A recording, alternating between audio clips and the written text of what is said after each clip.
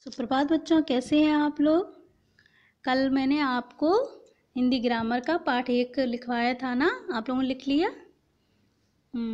आज मैं आपको हिंदी रीडर का पाठ 2 पढ़ाऊंगी। मूल्यवान उपहार। मूल्यवान उपहार मूल्यवान मीन्स कीमती। मूल्यवान मीन्स कीमती, उपहार मीन्स तोहफा। तो मूल्यवान उपहार मीन्स कीमती तोहफा। इसमें एक मैं कहानी बताऊंगी आपको, एक गरीब आदमी की। ठीक है। वर्षों पहले एक देश में एक गरीब आदमी रहता था। बहुत साल पहले की बात है। किसी देश में एक गरीब आदमी रहता था। एक दिन वह भूखा था। एक दिन वह क्या था, बहुत तेज उसको भूख लगी थी। उसने फल वाले की दुकान से एक नाशपाती उठा ली। उसने फल की जो दुकान थी उससे क्या उठा ली, नाशपाती, यानी कि चुरा ली। फल वाले ने उसे पकड़ लिया। जैसे उसने उठाई वैसे ही उस फल वाले ने उसको पकड़ लिया और कहाँ ले गया, और राज दरबार में ले आया और उसको राजा के पास ले आया। सिंहासन पर राजा के बैठते गरीब आदमी गिड़गिड़ाया। तो उस समय जब आया तो सिंहासन पर राजा नहीं थे। थोड़ी देर में राजा आए और अपने सिंहासन पर जैसे ही बैठे वैसे वह गरीब आदमी रोने लगा और गिड़गिड़ाने लगा। महाराज, यदि आप मुझे क्षमा कर देंगे तो मैं आपको एक मूल्यवान उपहार दूंगा। उसने क्या कहा, यदि आप मुझे माफ़ कर देंगे तो मैं आप कीमती तोहफा दूंगा। राजा ने गरीब आदमी के फटे पुराने कपड़ों को देखा और हंसकर कहा, तुम्हारे पास कौन सा मूल्यवान उपहार हो सकता है। तो राजा ने गरीब आदमी के फटे पुराने कपड़े देखकर क्यों हंसे, क्योंकि वो गरीब था। गरीब क्या, मुझे, मैं राजा होकर मुझे देगा मूल्यवान उपहार, ये इसलिए राजा हंसे। गरीब आदमी ने अपने कुर्ते की जेब से नाशपाती का एक बीज निकाला। गरीब आदमी की जेब में कुर्ते की जेब में एक नाशपाती का बीज था। उसको निकालते हुए कहा, उसने बीज को राजा की ओर बढ़ाते हुए बोला, महाराज, इस बीज को आप धरती में बो दें। क्या कर दें, इसको धरती में बो दें। यह एक दिन में उगकर सुनहरा फल देगा। क्या कहा राजा से कि यह एक दिन में ही उगकर सुनहरा फल देगा। सुनहरा में सोने का। तो राजा ने क्या कहा, तुम ही इसे बो दो, कल मैं तुम्हारा सुनहरा फल देखूंगा, तब तुम्हें स्वतंत्र करूंगा। राजा ने आदेश दिया कि तुम ही बो चल के, कल मैं तुम्हारा फल देखूंगा और तब आप तुम्हें स्वतंत्र करूंगा जब सुनहरा फल देख लूंगा। गरीब आदमी को बीज बोने के लिए बाग में ले जाया गया। गरीब आदमी को बीज बोने के लिए कहाँ ले जाया गया, बाग में। बाग में जाकर वह गड्ढा खोदने लगा। बाग में जाकर उसने क्या किया, गड्ढा खोदा। सभी दरबारी उससे देख रहे थे। सभी दरबारी जो थे उसे देख रहे थे। गड्ढा खोद लेने के बाद गरीब आदमी खड़ा हो गया। गरीब आदमी जो था, जैसे उसने गड्ढा को खोद लिया वैसे वो खड़ा हो गया। अब इस बीज को गड्ढे में बो दो। राजा ने आदेश दिया कि अब इस बीज को गड्ढे में बो दो।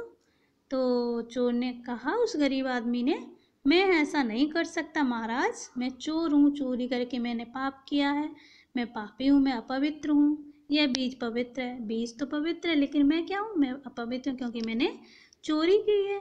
इस पवित्र बीज को वही बो सकता है जिसने कभी चोरी ना की हो। इस बीज को कौन बो सकता है, जिसने कभी भी चोरी ना किया हो, धोखा न दिया हो और कभी झूठ ना बोला, वही बो सकता है। महाराज, आप पवित्र हैं, आपने तो कभी चोरी नहीं की होगी, आप ही इस बीज को बो सकते हैं, तो आप ही इस पुण्य कार्य के योग्य हैं। गरीब आदमी बोला। राजा का मुंह लाल हो गया। राजा का मुंह कैसा हो गया, लाल, गुस्से में।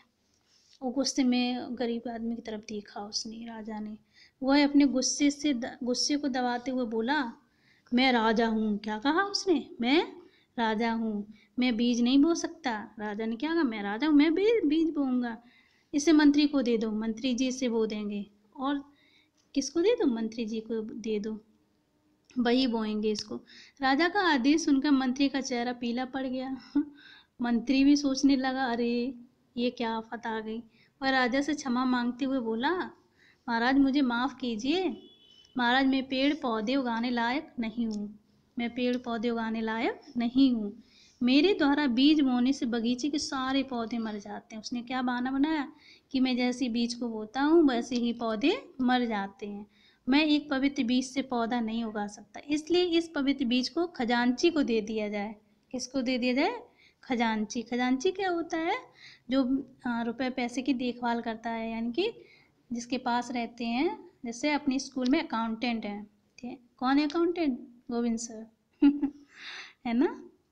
हाँ, तो राजा ने कहा कि इसको खजांची को दे दिया जाए।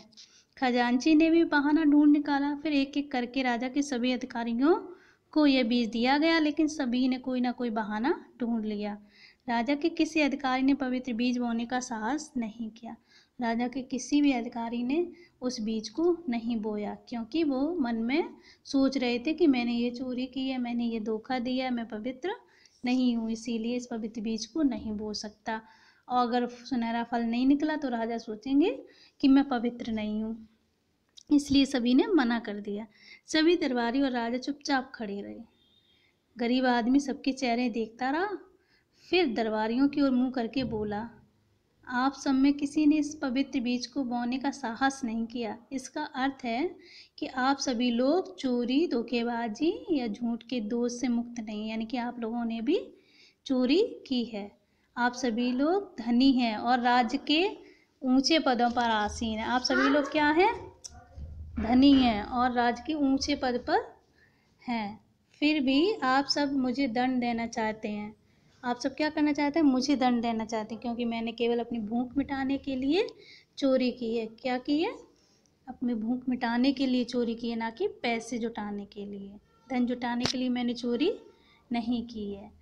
फिर गरीब आदमी ने राजा की तरफ देखा और कहा, गरीब आदमी ने राजा की तरफ देखा और क्या कहा? अब आप निर्णय करें कि इस अपराध के लिए मुझे क्या सज़ा मिलनी चाहिए, कैसी सज़ा मिलनी चाहिए, ये आप निर्णय करें। राजा ने कहा, तुम दोषी अवश्य हो, लेकिन दोषी मैं भी हूँ, क्योंकि मेरे राज में तुम भूखे हो, इसलिए तुम दंड के भागी नहीं हो सकते। क्योंकि मेरे राज में तुम भूखे हो, मेरे राज में रहकर, तो इसका दोषी कौन है? मैं हूँ। मैं तुम्हें मुक्त करता हूँ। इतना कहकर राजा अपने दरबार की ओर चल दिया। राजा के अधिकारी भी उसके पीछे पीछे चल दिए। यानी कि इस संसार में सभी ने कुछ ना कुछ झूठ बोला है और किसी ना किसी ने, सभी ने चोरी की है। आप लोग इस चैप्टर को अच्छे से पढ़ना, इस पाठ को, और मज़ा आए ना इस कहानी में। ओके स्टूडेंट्स, इस पाठ को पढ़ना अच्छे से। बाय।